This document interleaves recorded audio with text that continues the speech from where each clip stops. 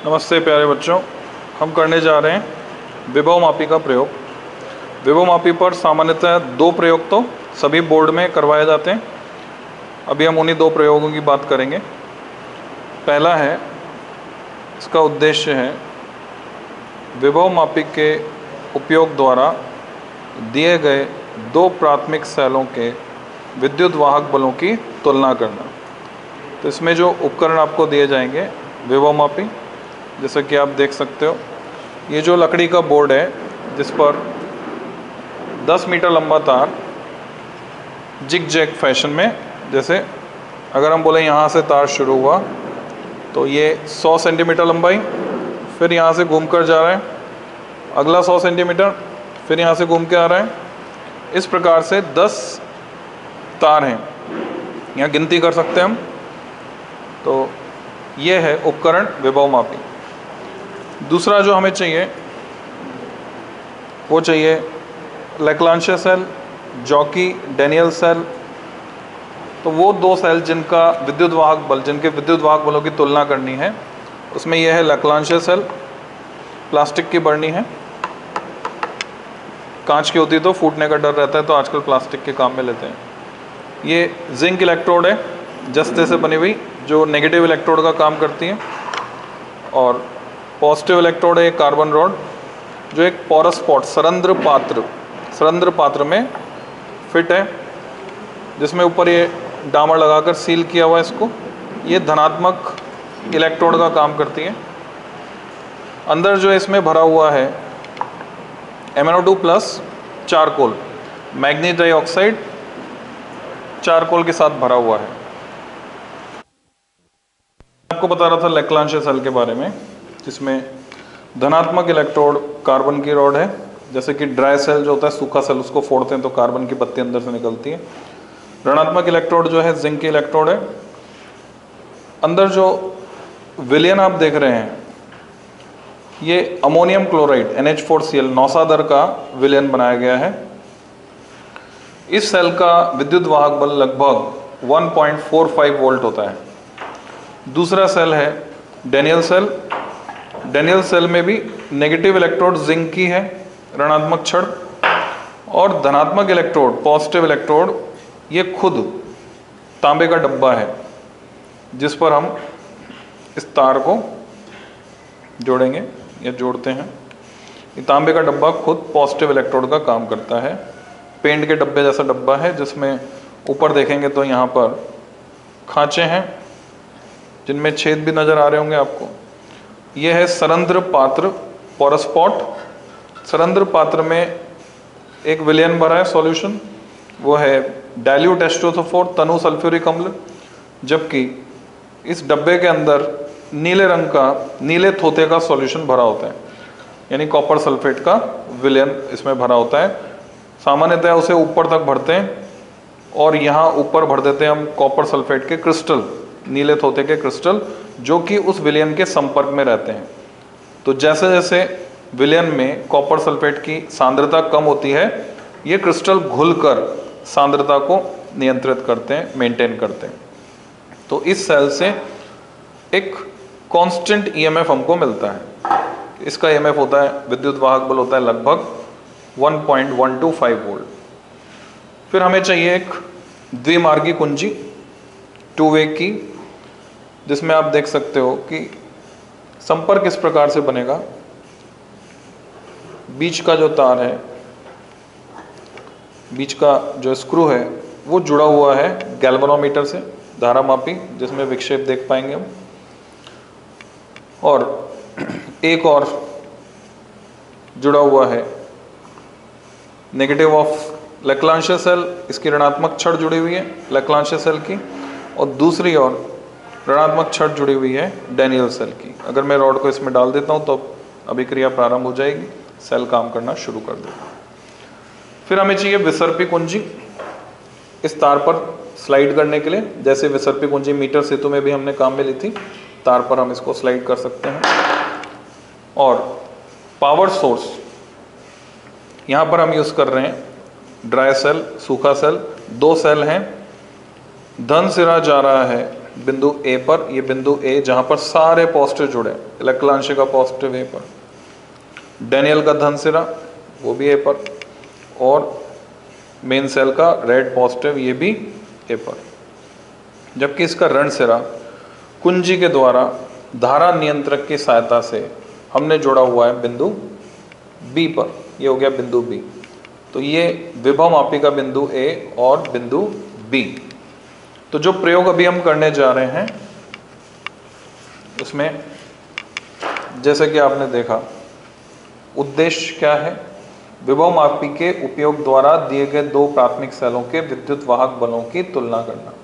उपकरण हमने लिखे, सिद्धांत इसकी कार्य प्रणाली इस तथ्य पर आधारित है कि किसी मानक सेल बैटरी की सहायता से प्राप्त एक समान विभव प्रवणता वाले दिए गए प्रतिरोध तार की ज्ञात लंबाई के सापेक्ष हम किसी अज्ञात विद्युत वाहक बल अथवा विभवांतर को संतुलित कर सकते हैं। यानी ये जो तार है इस पर होने वाला विभव पतन इसकी लंबाई के समानुपाती होगा, तो उससे हम मापन कर सकते हैं। फिर ये जो परिपथ बना हुआ है, इस परिपथ चित्र को मैं बोर्ड पे समझा देता हूँ। और यह है प्रेक्षण सारणी, ऑब्जर्वेशन टेबल, जिसमें हम क्या क्या बातें नोट करेंगे। लैक्लांशे सेल के लिए संतुलन लंबाई, डैनियल सेल के लिए संतुलन लंबाई, दोनों का अनुपात, ये हमें पता करना है। तो यह है प्रेक्षण सारणी, जिसमें हमें 3 प्रेक्षण लेने होंगे। विभव मापी, विभव मापी वास्तव में ये एक प्रतिरोध तार है, तार AB। जैसा कि अभी आपने देखा था वो 10 तार मिलाकर मान लेते हैं हम ये तार AB। इस पर एक समान विभव प्रवणता उत्पन्न करने के लिए हम प्राथमिक परिपथ में एक मानक सेल जोड़ते हैं जिसका विद्युत वाहक बल E और आंतरिक प्रतिरोध नगण्य है, एक कुंजी।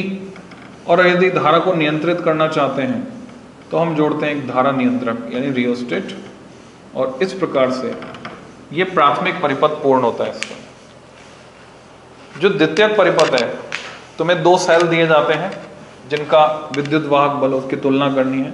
दोनों सेल के धन सिरे, एक लैक्लांशे सेल दिया है मान लो जिसका विद्युत वाहक बल E1 है, दूसरा डैनियल सेल दिया है माना कि उसका विद्युत वाहक बल E2 है। इस प्रकार से संपर्कित करते हैं और इनके जो ऋण सिरे हैं सेलों के उनको हम जोड़ते हैं द्विमार्गी कुंजी से।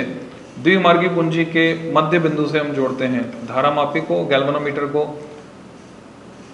और गैल्वेनोमीटर के दूसरे सिरे से हम जोड़ते हैं विसर्पी कुंजी को, जो कि J। अब हमें क्या करना है, जो सूत्र है वो इस प्रकार से है। हम जानते हैं कि ये पूरी लंबाई यदि L है और यदि सेल का कुछ आंतरिक प्रतिरोध होता तो उस पर भी कुछ विभव पतन होता, बचा हुआ विभव पात होता तार AB पर। माना कि तार AB पर होने वाला विभव पात है V सबस्क्रिप्ट AB और लंबाई L है, तो एकांक लंबाई पर होने वाला विभव पतन उसको हम कहते हैं विभव प्रवणता। तो विभव प्रवणता जो है इस तार पर वो हो गई VAB/L वोल्ट प्रति मीटर। तो हमें पता है एकांक लंबाई पर कितना विभव पतन हो रहा है। तो यदि AJ को मैं संतुलन लंबाई कहता हूं, यानी जो कि विसर्पी कुंजी को इस बिंदु J पर टच करने पर गैल्वेनोमीटर में विक्षेप 0 आ जाता है, जबकि मैंने कुंजी यहां लगाई हुई है प्लग, यानी सेल E1 परिपथ में आ रहा है। तो मैं लिख सकता हूं E1 किसके तुल्य होगा, L लंबाई पर होने वाले विभव पतन के तुल्य होगा। जितना विभव पतन L पर हो रहा है अगर उतना ही विद्युत वाहक बल E1 प्रोवाइड कर रहा है, ये दे रहा है परिपथ को, तो कोई धारा प्रवाहित नहीं होगी। जैसा कि लास्ट लेक्चर में तुम्हें समझाया था, अगर मैं 2 1.5 वोल्ट के सेल लेता हूँ, धन सिरे से जोड़ देता हूँ ऋण सिरा, धारा मापी के द्वारा ऋण सिरे से जोड़ देता हूँ, तो धारा मापी कोई विक्षेप नहीं दर्शाता क्योंकि विभवांतर नहीं है। तो मैं E1 को लिख सकता हूँ एकांक लंबाई पर होने वाला विभव पतन गुणा संतुलन लंबाई L1। इसी प्रकार से मैं E2 को लिख पाऊंगा, जब मैं यहाँ से प्लग हटाकर यहाँ लगा दूंगा तो मैं E2 को लिख पाऊंगा। इसके लिए अलग से लंबाई आएगी, वो L1 होगी, तो अब दूसरी लंबाई को माना कि L2 है, तो मैं लिख पाऊंगा X × L2। वो निर्भर करेगा, अगर ये लैग्रांज डैनियल है तो संतुलन लंबाई पहले से कम हो जाएगी, क्योंकि डेनियल सेल का विद्युत वाहक बल 1.125, लैग्रांज सेल के विद्युत वाहक बल 1.45 से कम होता है। मुझे तुलना करनी है। तुलना करने का मतलब हमेशा होता है अनुपात निकालना। तो अगर मैं अनुपात निकालता हूँ E1/E2, तो x जो है वो तो कट जाएगा, मुझे मिलेगा L1/L2। इस प्रकार से तुलना की जा सकती है। पर जब भी हम प्रयोग करते हैं तो एक प्रेक्षण से काम नहीं चलता, एक से अधिक प्रेक्षण हमको लेने होते हैं। तो यहाँ पर हम एक से अधिक प्रेक्षण लेने के लिए क्या करने वाले हैं, ये जो धारा नियंत्रक है इस पर भी कुछ विभव पतन हो रहा है, तो हम क्या करते हैं, इसमें जॉकी को स्लाइड करेंगे, विसर्पी कुंजी जो है इसमें धारा नियंत्रक की, उसको खिसकाते हैं नई पोजीशन के लिए, या तो दाईं ओर या तो बाईं ओर। अगर मैं दाईं ओर खिसकाता हूं तो प्रतिरोध कम होने की वजह से इस पर विभव पतन कम हो जाएगा, तो ए बी लंबाई पर विभव पतन अधिक होगा, तो कम लंबाई में ही सेल संतुलित हो जाएगा। यानी फिर से मैं प्लग कुंजी द्विमार्गी कुंजी में ऊपर लगाऊंगा, E1 के लिए नई लंबाई प्राप्त करूंगा। माना कि E1 के लिए लंबाई आ रही है, वो आ रही L', तो मैं लिखूंगा E1 = x L1' आ रही। ऐसे ही E2 के लिए फिर प्राप्त करेंगे समान स्थिति के लिए, तो L2' और फिर अनुपात निकाल लेंगे। तो प्रेक्षण सारणी में 3 सेट लेते हैं हम प्रेक्षण के, और फिर तीनों से जो मान प्राप्त होता है उसका माध्य निकाल लेते हैं। तो प्रैक्टिकल देखते हैं कैसे ये होगा।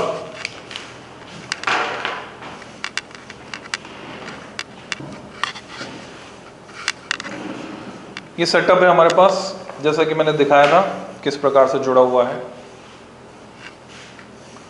पूरा आ रहा है, नहीं आ रहा तो पीछे जाना पड़ेगा।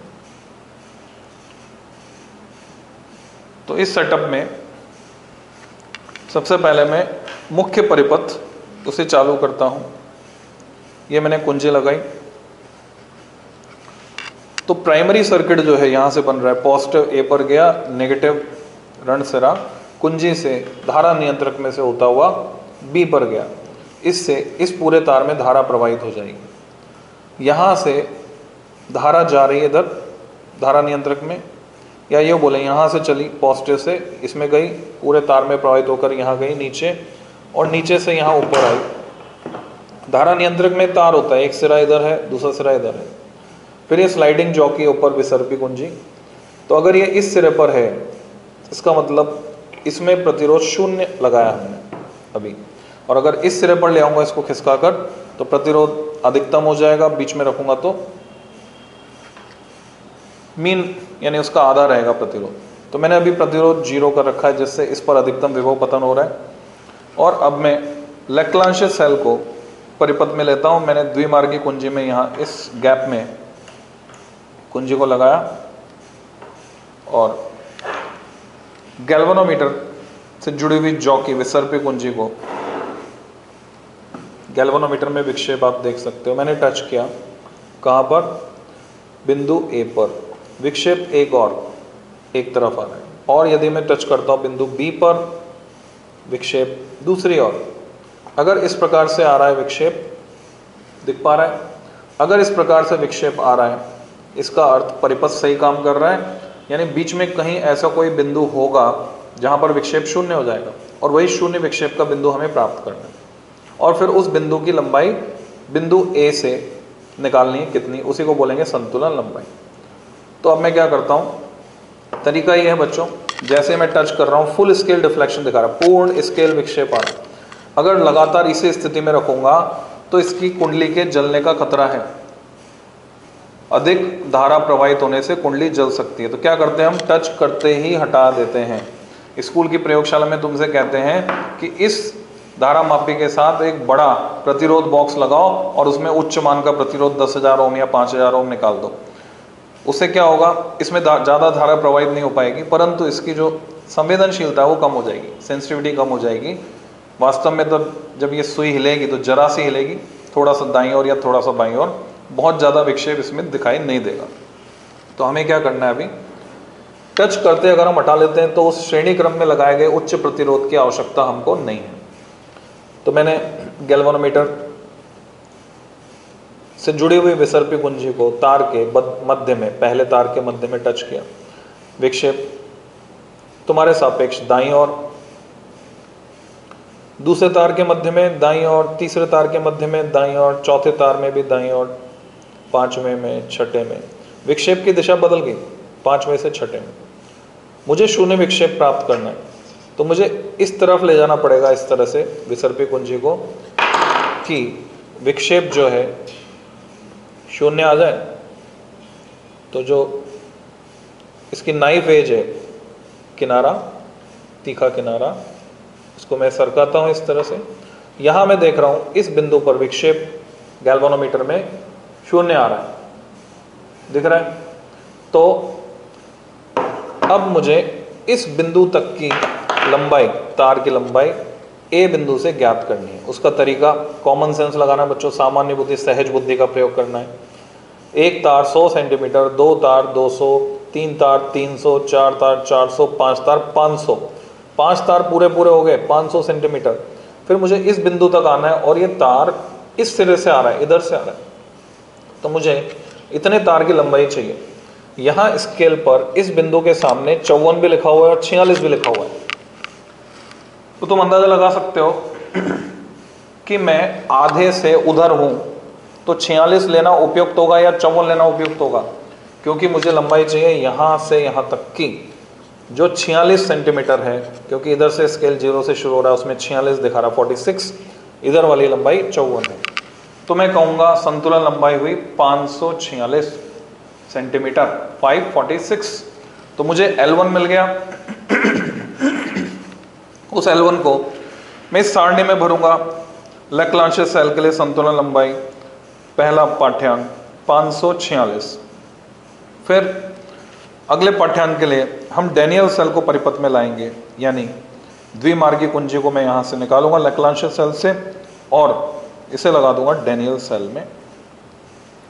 अब मुझे डैनियल सेल के लिए संतुलन लंबाई प्राप्त होगी उसी विधि से, जो निश्चित रूप से पहले से कम आनी चाहिए। पहले 546 आई, तो अब की बार उससे कम आनी चाहिए। चेक करते हैं। दाईं ओर, दाईं ओर, दाईं ओर, दाईं ओर, लगभग शून्य के आसपास। तो मैं इस पर खिसकाता हूं, देखता हूं कहां शून्य आ गया। ये आ गया शून्य। ये बिंदु मैंने मार्क किया, ये शून्य विक्षेप की स्थिति दर्शा रहा है। 1 2 3 4, चार तार पूरे पूरे, और ये जो पांचवा तार है अगर मैं देखूं तो ये इधर से घूम के आ रहा है, इस साइड से। जो बिंदु है उसके सामने लिखा हुआ है 69 और 31, 31 और 69। तो बताओ 31 है ये लंबाई यहां से यहां तक, या 69 है? तो तुम समझ सकते हो पूरे 100 सेंटीमीटर में ये आधे से अधिक है, तो ये 69 है। कितने तार पूरे हो गए? 1 2 3 4 तार पूरे हो गए, तो 469। तो संतुलन लंबाई में लिखूंगा 469 सेंटीमीटर। पहले थी 546, अब आई 469। तो वो संतुलन लंबाई कॉलम में यहां भरी जाएगी। डैनियल सेल के लिए संतुलन लंबाई 469। और तो मैं स्पष्ट दिख सके इसके लिए मैं इस कागज को बाहर निकाल लेता हूं। 546, 469 अनुपात निकालेंगे, यहाँ लिखेंगे। ये हुआ पहला सेट, प्रेक्षण का पहला सेट। अब हमें दूसरा सेट चाहिए, तीसरा सेट चाहिए। तो हम क्या करेंगे, जो धारा नियंत्रक है इसमें विसर्पी कुंजी को थोड़ा सा खिसकाएंगे, मामूली थोड़ा सा खिसकाते ही इस पर भी कुछ विभव पतन होगा इस तार पर। तो इस पर होने वाला विभव पतन बदल जाएगा, यानी x का मान बदल जाएगा, विभव प्रवणता अलग हो जाएगी। तो x का मान बदल गया तो संतुलन लंबाई भी बदल जाएगी, क्योंकि इसका विद्युत वाहक बल तो उतना ही है। फिर से मैं लैक्लांशियस सेल के लिए कुंजी लगाऊंगा। निश्चित रूप से अब संतुलन लंबाई अधिक आएगी। क्यों आएगी अधिक? क्योंकि इस पर होने वाला विभव पतन कम हो गया, विभव प्रवणता कम हो गई, तो संतुलन लंबाई बढ़ जाएगी समान विद्युत वाहक बल के लिए। पहले 546 आ रही थी, फिर से मैं पता करता हूँ, सीधे मैं 500 से 600 के बीच में अगर जाता हूँ तो 600 के भी बाद जा रही है, 7वें तार पे चले गया पाठ्यांक। शून्य विक्षेप की स्थिति मेरे को ज्ञात करनी है।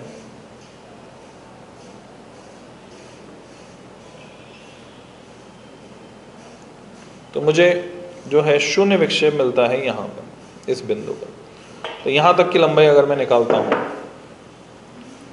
1 2 3 4 5 6 तार पूरे पूरे, और 7वें तार पे ये इतना 10 सेंटीमीटर, तो मैं बोलूँगा 610 सेंटीमीटर। तो अभी लैग्रांज सेल के लिए पाठ्यांक सेकंड सेट 610 सेंटीमीटर।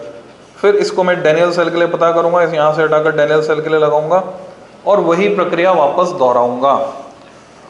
फिर अनुपात निकालेंगे और फिर से धारा नियंत्रक को थोड़ा सा और खिसकाएंगे, तीसरा सेट लेंगे। तो इस प्रकार से ये प्रयोग तुम्हें करना है। तीनों सेट जब आ जाएंगे और तीनों का अनुपात, तो माध्य निकालकर हम लिख देंगे परिणाम कि माध्य मान इतना है। दोनों सेल के विद्युत वाहक बलों की तुलना हो जाएगी इस प्रकार से। तो इस प्रकार से ये होगा पहला प्रयोग, पहला अनुप्रयोग। धन्यवाद बच्चों। विभव मापी का जो दूसरा अनुप्रयोग है बच्चों, उसमें हमें जो है एक प्राथमिक सेल दिया जाता है, जूम इन करके दिखा सकते हो। विभव मापी के उपयोग द्वारा दिए गए प्राथमिक सेल के आंतरिक प्रतिरोध को ज्ञात करना। सामान्यतः हमें लैग्रांज सेल दिया जाता है और लैग्रांज सेल का आंतरिक प्रतिरोध हमें निकालना होता है। प्रयुक्त उपकरण फिर से वही है, विभव मापी, मानक सेल, प्रतिरोध बॉक्स, द्विमार्गी कुंजी। एक प्रतिरोध बॉक्स की आवश्यकता इसमें पड़ती है जो पिछले प्रयोग में नहीं थी। दिया गया प्राथमिक सेल जो कि लैग्रांज सेल होता है, और गैल्वेनोमीटर जॉकी यानी विसर्पी कुंजी और संयोजन तार। सिद्धांत वही है विभव मापी का कि दिए गए प्रतिरोध तार पर होने वाला विभव पतन तार की लंबाई के समानुपाती होता है। हाँ, सूत्र थोड़ा अलग है तो मैं वो डिराइव करके तुम्हें बता रहा हूँ, इसका परिपथ समझा रहा हूँ, उसके बाद हम इसका प्रैक्टिकल करेंगे। तो बच्चों हमने पढ़ा था, यदि कोई सेल उसका निरावेशन हो रहा है, डिस्चार्ज हो रहा है, तो V होता है E प्लस आई आर, वोल्टता अधिक होती है, सॉरी E होता है V प्लस आई आर, विद्युत वाहक बल अधिक होता है, वोल्टता कम होती है। और अगर उसका आवेशन हो रहा होता है तो उल्टा हो जाता है, वोल्टता अधिक होती है, विद्युत वाहक बल कम होता है, V equal to E plus I R. तो यहाँ पर R आंतरिक प्रतिरोध है। यदि मैं इसको R के पदों में लिखना चाहता हूँ तो मैं लिखूंगा E माइनस V बटे I। विभव मापी से हम वोल्टता तो नाप सकते हैं, धारा नहीं नाप सकते, तो ये जो नीचे धारा है इसको वोल्टता में बदलने के लिए मैं गुणा कर देता हूँ R से ऊपर नीचे, और नीचे जो IR है उसको मैं V लिख देता हूँ। तो ये सूत्र बनता है E माइनस V बटा V इंटू R, और इसको मैं इस प्रकार से लिख सकता हूँ E upon V minus 1 into R। तो आंतरिक प्रतिरोध ज्ञात करने के लिए हम इस सूत्र का प्रयोग कर सकते हैं। विभव मापी द्वारा हम क्या करते हैं, इसी परिपथ में थोड़ा सा मैं परिवर्तन लगाऊं, अगर वो ये कि प्राथमिक परिपथ तो यही रहेगा जैसा दिख रहा है। द्वितीयक परिपथ में ये लैग्रांज सेल हमको दिया हुआ है। अब की बार जो है इसको तो मैं E कर देता हूँ, इसको ऊपर कर देता हूँ E1, और अभी हमें द्विमार्गी कुंजी की आवश्यकता नहीं है। यदि मैं इस सेल को डायरेक्ट इससे जोड़कर संतुलन लंबाई निकालता हूँ तो मैं ये कह सकता हूँ E बराबर XL, संतुलन लंबाई से E संतुलित होगा।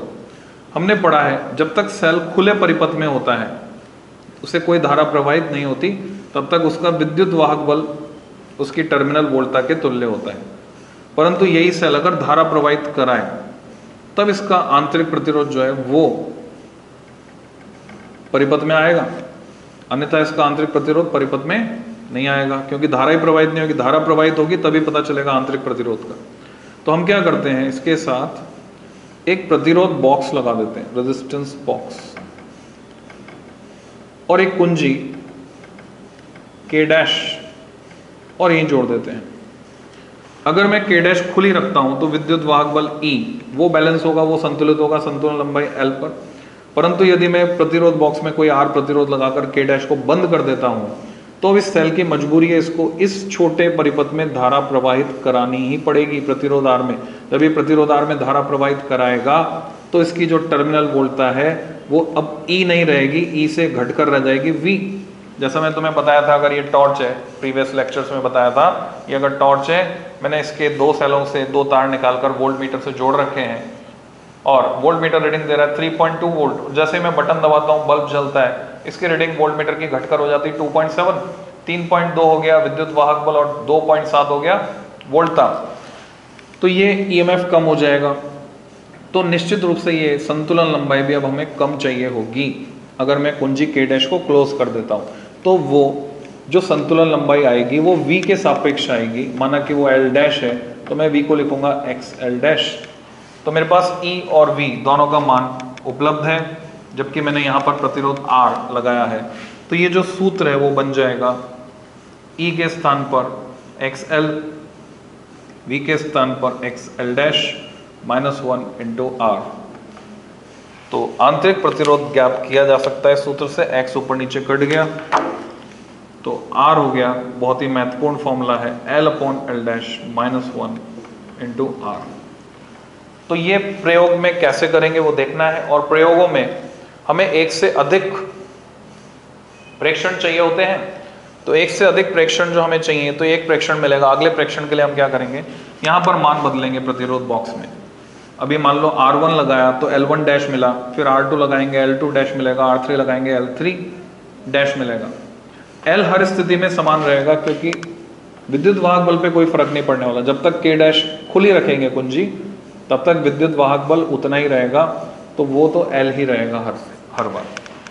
तो देखते हैं इसकी प्रेक्षण सारणी और प्रयोग कैसे करना है वो देखते हैं। तो ये है उद्देश्य विभवमापी के उपयोग द्वारा दिए गए प्राथमिक सेल का आंतरिक प्रतिरोध ज्ञात करना। परिपथ जैसे कि आप देख रहे हो अभी मैंने समझाया बोर्ड पर, और नीचे है प्रेक्षण सारणी। जब K डैश खुली है यानी कौन संतुलित होगा, विद्युत वाहक बल। K डैश खुली है, इसमें धारा प्रवाहित नहीं हो रही, तो इसकी टर्मिनल वोल्टता विद्युत वाहक बल के बराबर होगी, तब संतुलन लंबाई L।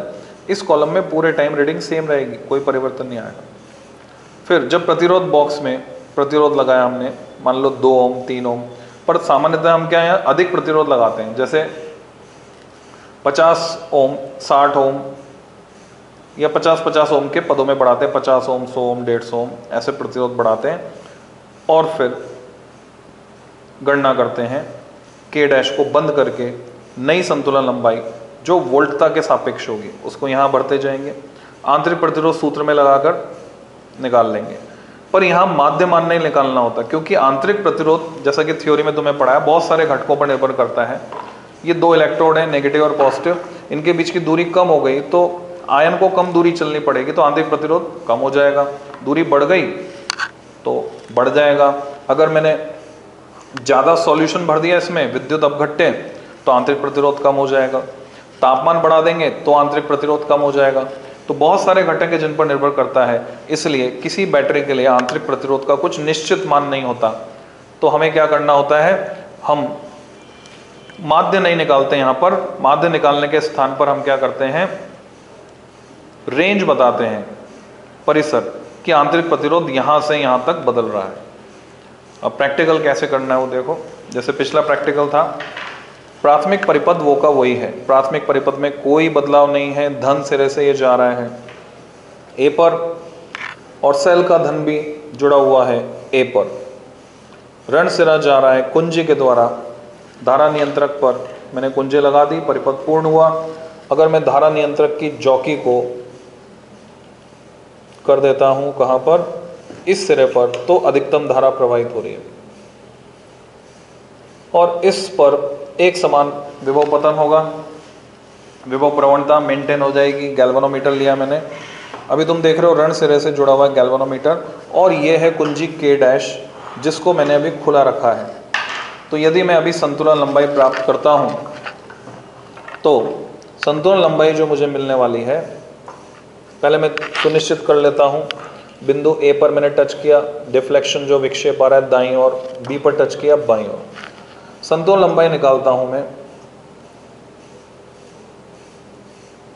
ये तार हैं जिन पर विक्षेप की दिशा बदल रही है। तो जहां पर विक्षेप शून्य आ जाए वो स्थिति हमको प्राप्त करनी है।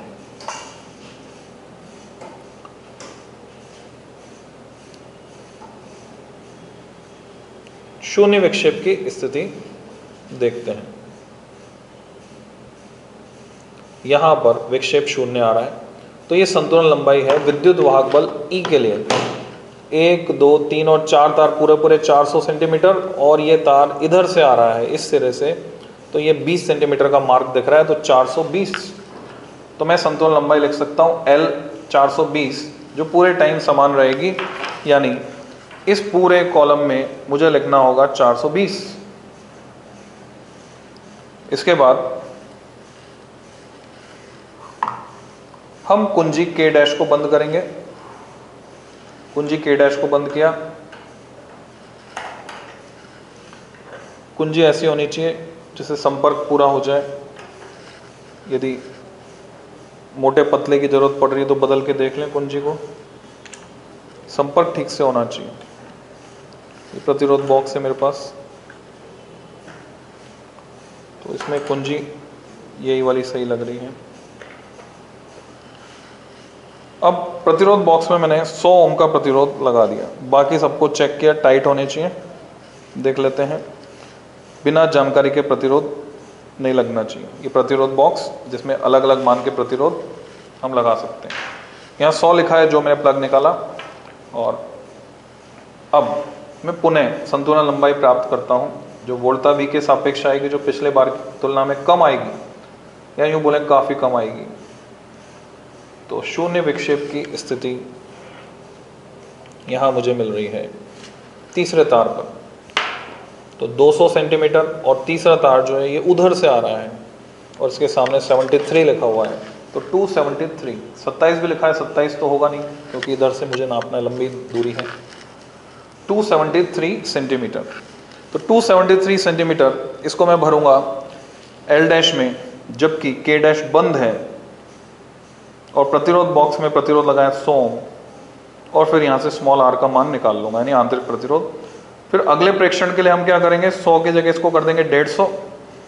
150 पर फिर निकालेंगे, मान अलग आएगा, फिर 200, 250, 300, 5-6 मान निकाल लेंगे, और उससे हमें R के अलग अलग मान प्राप्त होंगे। जबकि EMF विद्युत वाहक बल का मान जब K डैश खुली है वो समान रहेगा, 420 ही रहेगा सभी कॉलम में।